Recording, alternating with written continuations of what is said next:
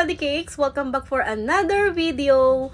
And for today's video, meron ako sa inyong ituturo, lalo na kung meron kayo mga business or soon magkakaroon kayo ng business, magagamit nyo to. Kasi tuturuan ko kayo kung paano gumawa ng mga sarili nating business logo. So, hindi mo na kailangan pang magpabayad or magpagawa ng mga business logo nyo kasi kayo mismo ay kayang-kaya nang gawin. So, sobrang dali lang nito mga Lodi Cakes, basic lang sa inyo at kayang-kaya nyo tong sundan. So, kung interesado kang malaman kung paano siya ginagawa, ito panoorin mo. So, ang una, kailangan lang nating pumunta sa Play Store or sa App Store kasi meron tayong kailangan i-download na application, itong Canva. Ayan. So, download muna natin tong Canva, tapos pag na-download na, o-open natin yung application. Tapos pagka-open nyo nitong Canva, baka wala pa kayong account dito, kailangan nyo munang mag-login gamit yung mga Apple ID nyo or Google account, pwede rin namang Facebook. So, pag nakapag-login na kayo dito sa Canva, ganito yung makikita nyo. So, dito sa Canva, napakadami nyo pwedeng magawa dito or ma-edit. Pwede kayo makagawa dito ng mga invitations, flyers, presentations, YouTube thumbnails, at hindi lang yan, makagawa rin kayo dito ng resume. Naturo ko na yan dati. So, kung di mo pa yun napapanood, panoorin mo, i-comment ko sa baba ng video na to yung link kung paano gumawa ng resume gamit itong Canva. So, dito tayo sa paggawa ng mga business logo. May search bar dito sa taas. Ita-type na lang natin dito. For example, ang gagawin natin ay coffee shop logo. I-type nyo dito, coffee shop logo. Depende sa inyo kung ano yung gagawin yung logo. So, mamimili lang tayo dito ng mga pwede nating paggayahan na logo. At wag yung pipiliin dito yung may nakalagay na pro kasi may bayad yan. So, yung walang nakalagay na pro yung pipiliin natin dito para walang bayad. So, pag nakapili na kayo, pipindutin nyo lang yon. So, for example, ito yung napili ko. Tapos, itong logo na to, babaguhin natin siya mga Lodi Cakes. Katulad nito yung pangalan niya, Drew's Cafe. So, para ma-edit, pindutin nyo lang tong pangalan na tong Drew's Cafe. Tapos, sa baba, may kita nyo may edit, pipindutin nyo to. And then, ipalit nyo dyan yung coffee shop name nyo. So, for example, ang ilalagay ko dito ay MSES Cafe. Ayan. For example, yan yung business name ko, itong MSES Cafe. Tapos, pwede nyo ring palitan yung color nyan. Pwede nyo palitan yung font style, font size, font color. Pipindutin nyo muna tong text, itong MSES Cafe. Tapos, pagkapindot nyo, may makita kayo sa baba na font. So, pindutin natin tong font and then, ayan, mamili na kayo dito sa baba kung anong font style yung gusto nyo. At pwede ring palitan yung text color nyan ha. Pwede kayong mamili. So, dito sa baba, hanapin nyo dito yung color na nakalagay. Tapos, ayan, pwede na kayong mamili kung ano yung color na gusto nyong ipalit. Pipindutin lang yung color na napili ninyo. And then naman, itong baba, babaguhin din natin to. So, nakalagay kasi dito, serving since 1997. So, lalagay lang dyan kung kailan nag-start yung business ninyo. So, for example, itong since 1997, ito lang yung babaguhin kong 1997. Gagawin ko siya 2022. So, ayan, napalitan na siya. 2022 na yung nakalagay. Tapos, kayo na yung bahalang mag-edit pa dyan, mga Lodi Cakes. Kung ano pa yung mga gusto nyo i-delete dyan or baguhin. So, for example, itong nakalagay na Premium Coffee and Breakfast. So, dito aalisin ko tong breakfast. Papalitan ko siya ng milk tea. So, for example, yan yung business ko. Coffee tsaka milk tea. Papalitan ko lang siya. Ayan, milk tea. Tapos, ayan na, napalitan na din siya. And then, next naman, aalisin ko naman tong pancake na nakadrawing dyan. So, pwede yung i-delete dyan or i-replace na lang. So, may kita dito sa baba, may add button dito. Pipindutin nyo lang to, itong plus. Tapos, dito may kita nyo sa baba, may nakalagay na elements. Pipindutin nyo.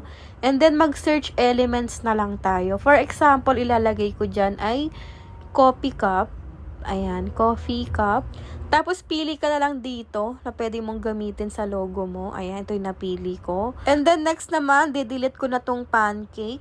So, para ma-delete, pindutin nyo lang to, itong drawing na pancake. Tapos, pagka-pindot mo nyan, may lalabas dyan na trash icon. Ayan, pindutin nyo yan para ma-delete. So, okay na siya mga Lodi Cakes na wala na yung pancake na nakadrawing dyan. Ipalit na natin tong coffee cup. So, igigit na ako lang to. And then, resize nyo lang. Ayan o.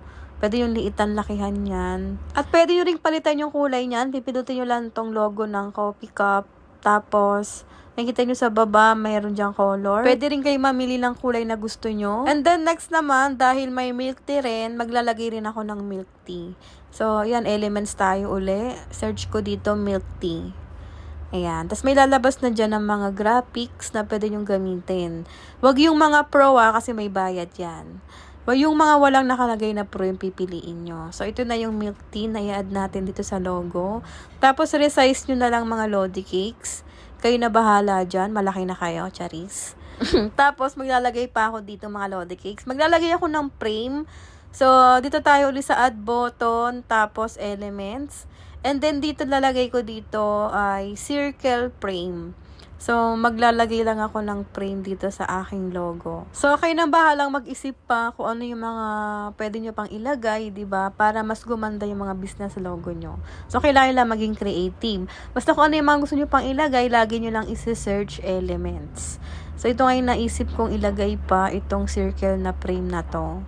Tapos, yan, resize lang natin. And then, pwede nyo ring palitan yung kulay, ha. So, ayan. Diba? Okay na rin siya, mga Lodi Cakes. Minimalist design lang itong napili ko, diba? Pero, maganda na siyang tingnan. At pwede nyo rin itong pagkakitaan, mga Lodi Cakes. If ever na merong gusto magpagawa ng mga logo, diba? Sa business nila, kayang-kaya nyo silang gawan.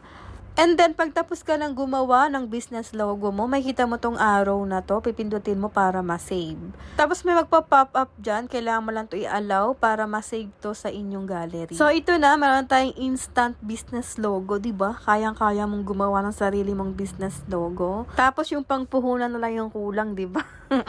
Ayan. If ever, diba, magkaroon kayo ng business, kayang-kaya nang gumawa ng sarili nyong business logo.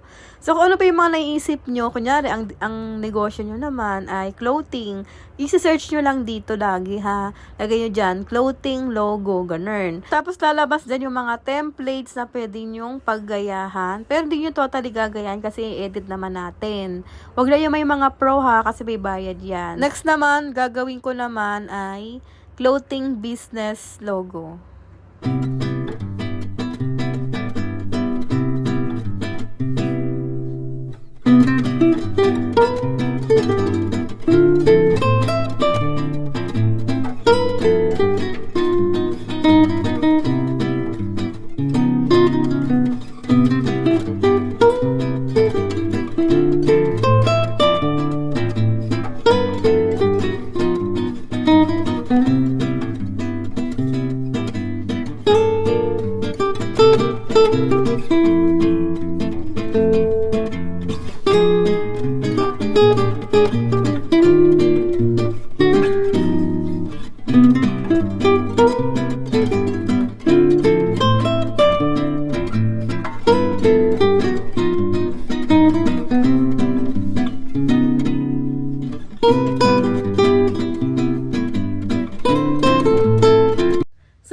Lodi Cakes, diba? Sobrang dali lang gumawa ng mga business logo.